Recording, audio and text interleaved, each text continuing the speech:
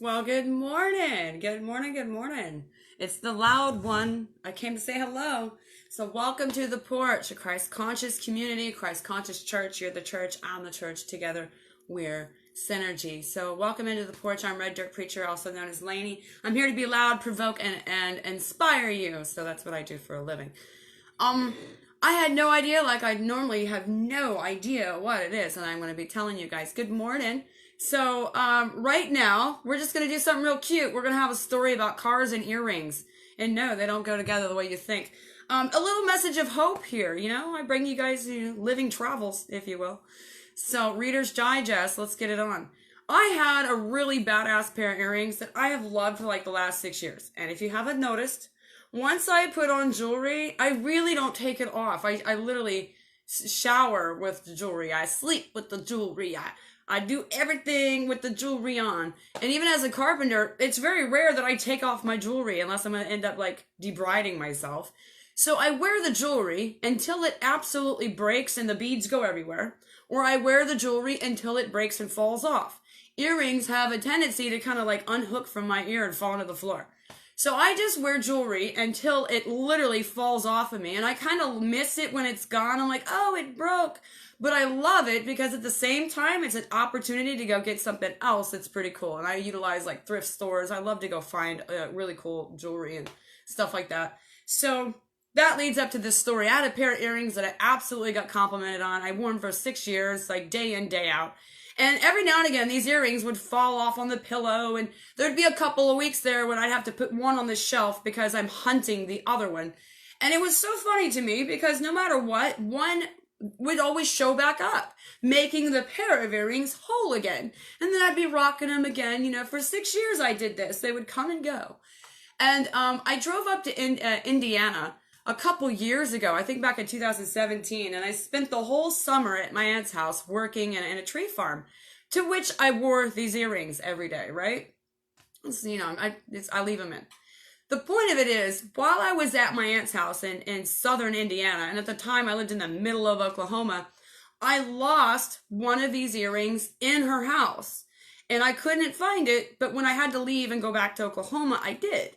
So, my aunt looked for it and never found my earring. So I actually kept the other earring in my truck. I hooked it onto something small on the dash and I just left it there because I knew that one day I'm gonna come across it, So I hadn't been back to visit Indiana until last year when COVID came around.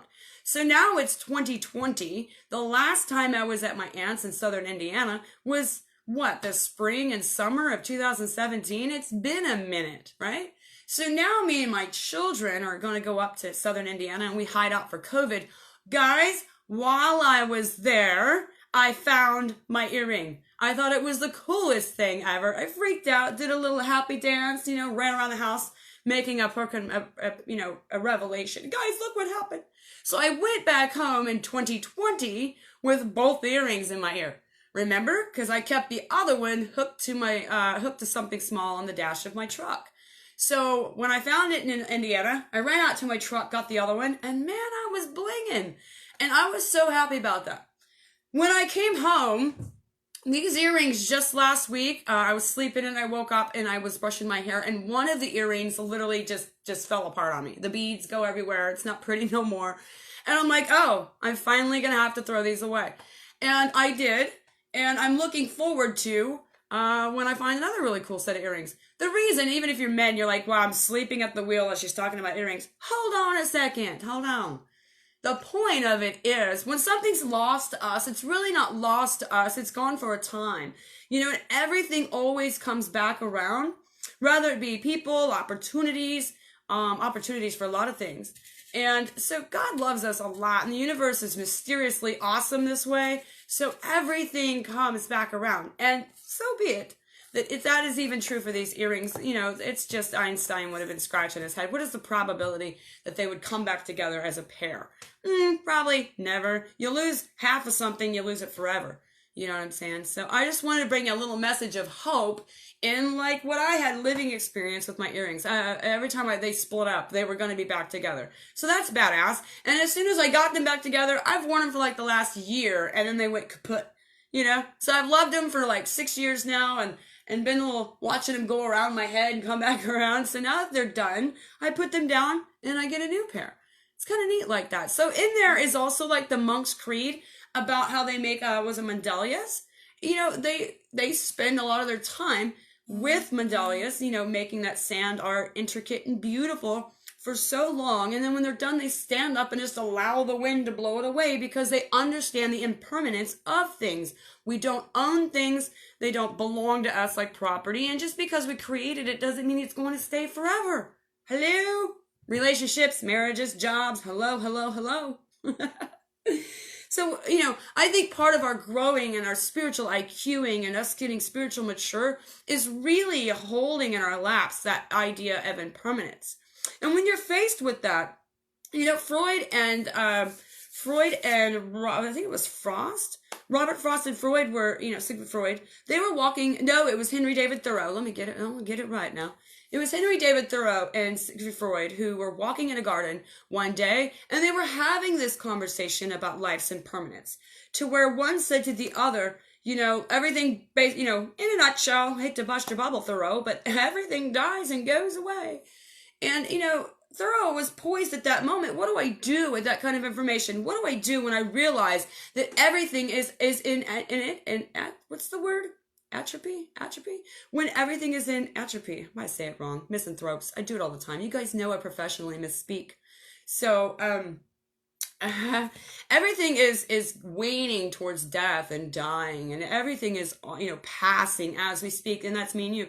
So we also very much understand this idea of impermanence is sitting in your lap, guys.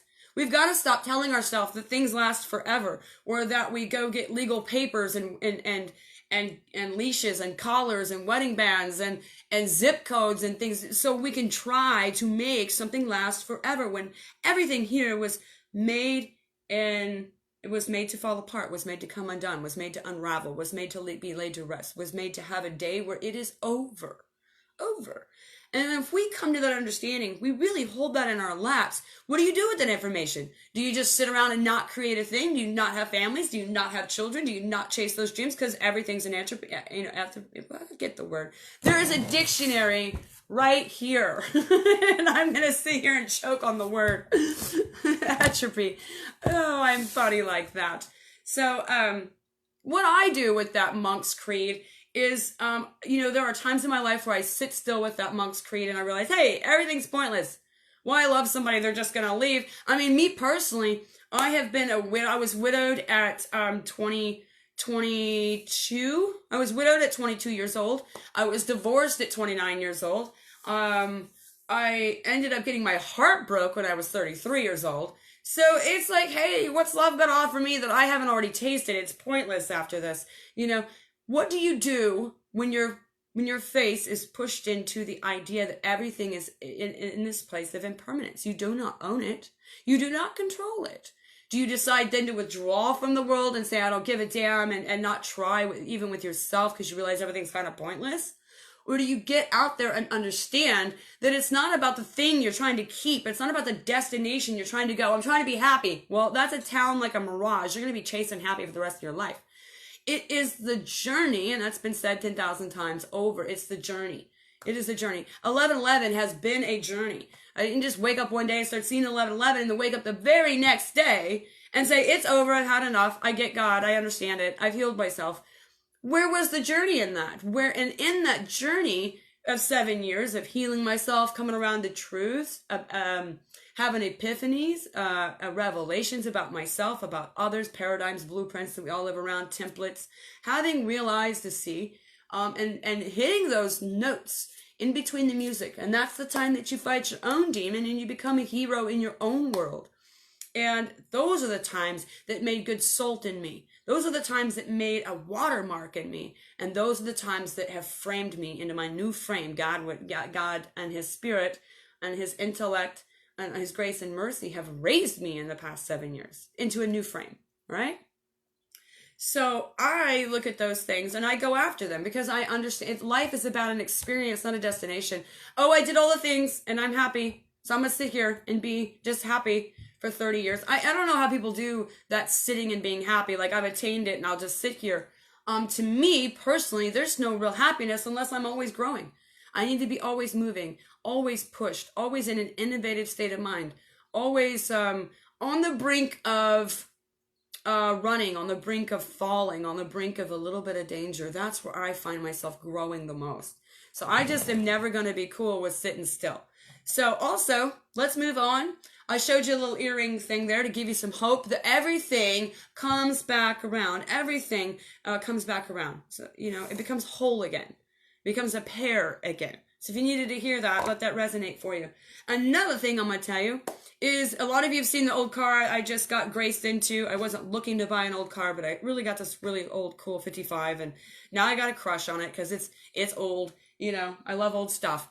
So anyway, I did not mean to come into this vehicle. I was actually looking for a secondary vehicle.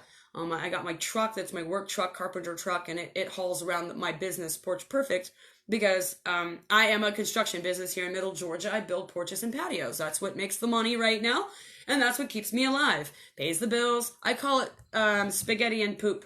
It allows me to eat spaghetti and poop, and that keeps me alive till tomorrow. So when people say, what do you do? What do you mean, what do I do? What do I do for spaghetti and pooping, or what do I do for God and his kingdom? Because those are two different things. So anyway, there was my truck that carries around my business, and then I kind of wanted a different vehicle that carried around the kids and the groceries kind of thing. Anyway, I was looking for a car, and I told you guys the story. You've been paying attention on the porch. I gave a live out of the passenger side of a U-Haul, moving truck. Was it last week, couple weeks ago? And in that video, it describes a very cool thing. If you haven't seen it, you should go see it.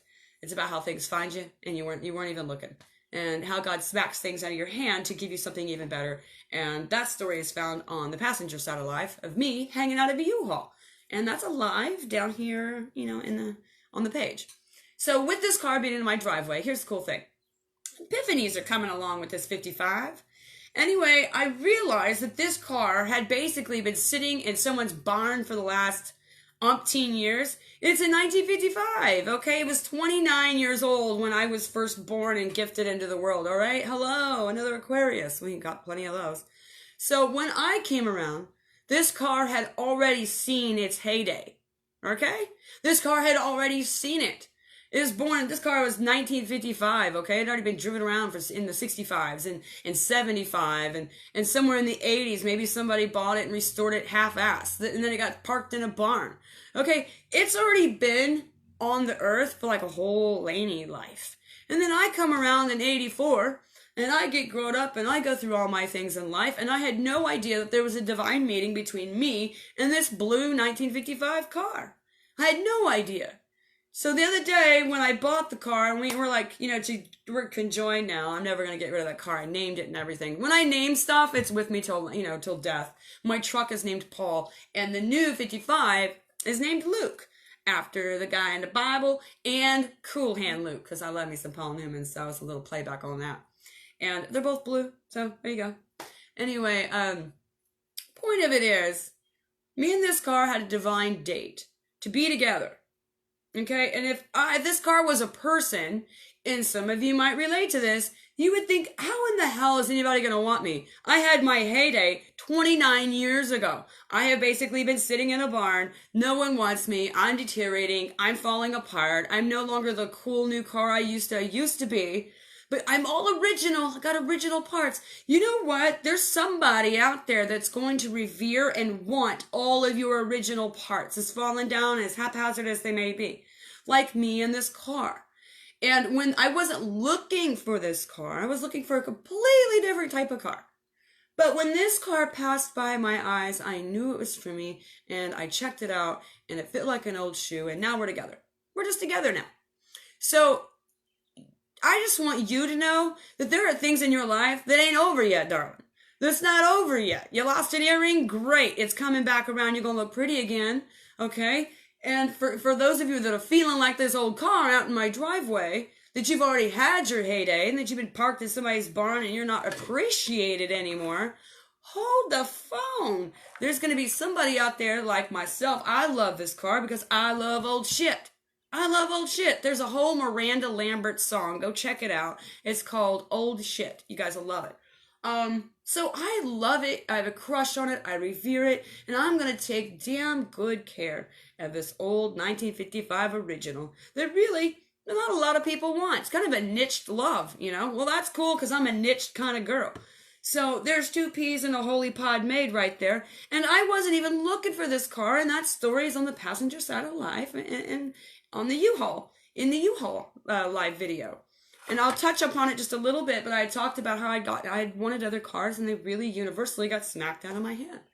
And how I ended up graced with this one. And this one's so amazing. I know that it was like a gift. It's like a little 11 little Holy Spirit graduation present that this car is. And that's what it looks like to me. And that's the way that I'm treating it. So just know that, you know, just because you're 55, you're a 1955 model, okay? It's not over yet. It's not over yet. And I hate to see 1955 model people give up on their life and give up on where they're going because they look at themselves like I'm already done. My heyday is already over. I'm a little patina paint chips, and I'm a little bit of drum brakes that don't work, and I'm a little bit of a lopsided back seat, and I'm a little bit of, I got sway in the back end. I'm a little bit of rust here and there. People, we are this way. We are this way. And just know that I'm living testimony telling you right now, yeah, I know I'm speaking about a car, but I'm speaking about earrings too. These are things that cannot control where they go. They can't control where earrings in a car cannot control where they go. They're inanimate objects, but they do float around in the flow of the universe. And so they are, to me, an example. And I'm bringing that example to you today on the porch. Look at these two inanimate objects. One, the size of an earring. The other, the size of a boat with wheels or an airplane with no wings. It's a Buick. It's huge, okay? 55 Buick is humongous, okay? These things do not control where they go. And one's really, really minuscule, and the other one's obviously humongo, So how did I end up with both of these things? They don't run towards me. They don't have legs. They can't think for themselves. We pull this in. The universe is so magical and so lovely that we really do pull in what our heart's desires are. Whether you call it manifesting or praying or meditation or not, God loves you and God knows you. And He's got the things in the mail for you that are coming in your life. So don't sit there and think that you've had all your miles and that you've went all your roads and that somebody parked you in the barn. So, you're 55 and older. So I guess I'm done here. Don't be done here. Just 2 weeks to 3 weeks ago, I met a gentleman in Australia who's 72 or 74, give or take a couple years. He's 70-some years old, and we were on a Zoom meeting together, and he's telling me his 30-year plan. He has a 30-year plan, and he's 74 years old. What he's creating is lovely and beautiful and big and legacy leaving, because the man still understands that I'm just as much as alive now as I was back in 1955. You still have a purpose and reason. So don't just hang up your hat at Kitty's place because you're 55 years old. There's still a lot of breath left in you. Someone's going to love you. It won't be long and you will find another home. Another home. Oh, somebody's going to love you. So I guess that turned out to be a message of love and hope. And what is for you will freaking find you. It will find you. Okay? Whether you're ready for it or not, it will find you. What is looking for you to make you whole will find you. And what is tailor-made for you, that gets your soul geeky, it will come find you. So and that proof is right there, and I just talked about it. Earrings and a car, So here's off to better things. Anyway, that's the message for today. I hoped it helped. I hoped it resonated. Thanks for the hearts. If you guys like what I'm doing, I hate to sound like an old press here, but if you do like the message that the porch is bringing, please be kind and share that to a friend. Share it to some people that you love. Let's get the porch out there, and I would appreciate that. So until next time, which will probably be sometime today as well. I feel on fire for you. We'll be seeing you soon. And like I always say, stay kind and stay out of your mind. And thank you so much for putting your energy here on the porch. I love you for it.